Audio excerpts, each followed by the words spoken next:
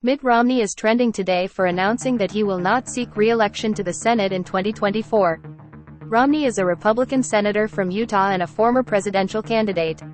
He has been an outspoken critic of former President Donald Trump and has been known to break with his party on certain issues. Romney's announcement has been covered by several news outlets, including CNN, NBC News, and The Wall Street Journal. Romney's decision not to seek re-election has sparked discussions about the future of the Republican Party and who will fill his seat in the Senate. Some have speculated that this could be an opportunity for a more moderate Republican to take his place, while others believe that a more conservative candidate could win the seat.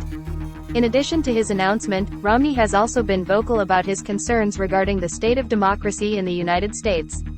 He recently tweeted that the current political climate is.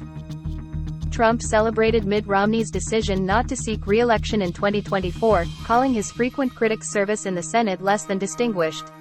Trump made this statement on his social media platform, Truth Social. Romney has been an outspoken critic of Trump, and the two have had a contentious relationship. Romney was the only Republican senator to vote to convict Trump in both of his impeachment trials. If Trump made any additional comments about his latest statement, however, it is clear that he is celebrating Romney's retirement announcement and taking the opportunity to criticize his service in the Senate. You know, contrary to a lot of expectations, I enjoy my work in the Senate a good deal. The last few years have been particularly productive, as I was able to help lead and negotiate the bipartisan infrastructure law, a comprehensive China strategy process, religious liberty protections, a compromised gun safety law, the Electoral Count Act reform, and emergency COVID relief funding. I was also able to help secure key Utah priorities, including funding for Hill Air Force Base and its program to modernize our nuclear deterrent, as well as funding for wildfire prevention, water infrastructure, rural broadband, removal of uranium tailings from Moab, expansion and restoration of our highway and transit infrastructure, and federal studies to save the Great Salt Lake. I've spent my last 25 years in public service of one kind or another. At the end of another term, I'd be in my mid-80s. Frankly, it's time for a new generation of leaders. They're the ones that need to make the decisions that will shape the world they will be living in. Now, we face critical challenges: mounting national debt, climate change, and the ambitious authoritarians of Russia and China. Neither President Biden nor former President Trump are leading their party to confront those issues.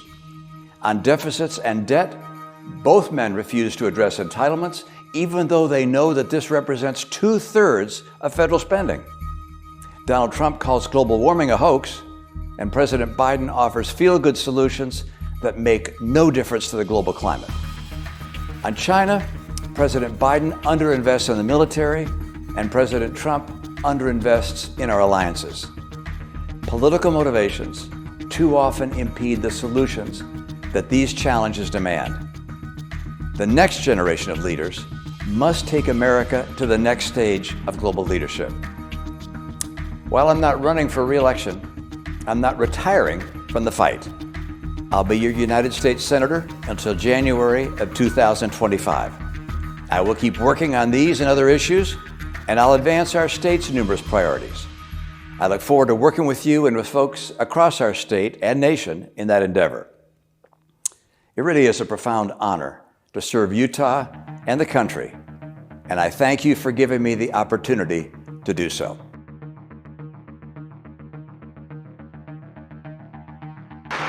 Instead of attacking me and, more importantly, the voters of our movement, top establishment Republicans in Washington should be spending their energy in opposing Biden, Pelosi, Schumer, and the Democrats.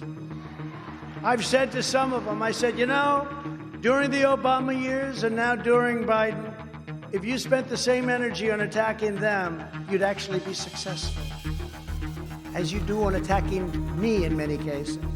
The Democrats don't have grandstanders like Mitt Romney, Little Ben Sass, Richard Burr, Bill Cassidy, Susan Collins, Lisa Murkowski, Pat Toomey. And in the House, Tom Rice, South Carolina. Adam Kinzinger. Dan Newhouse. Anthony Gonzalez, that's another beauty. Fred Upton, Jamie Herrera Butler. Peter Meyer, John Katko, David Valadeo, and of course the warmonger, a person that loves seeing our troops fighting, Liz Cheney. How about that?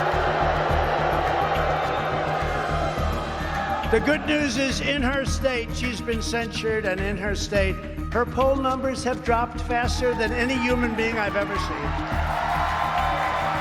So hopefully they'll get rid of her with the next election. Get rid of them all.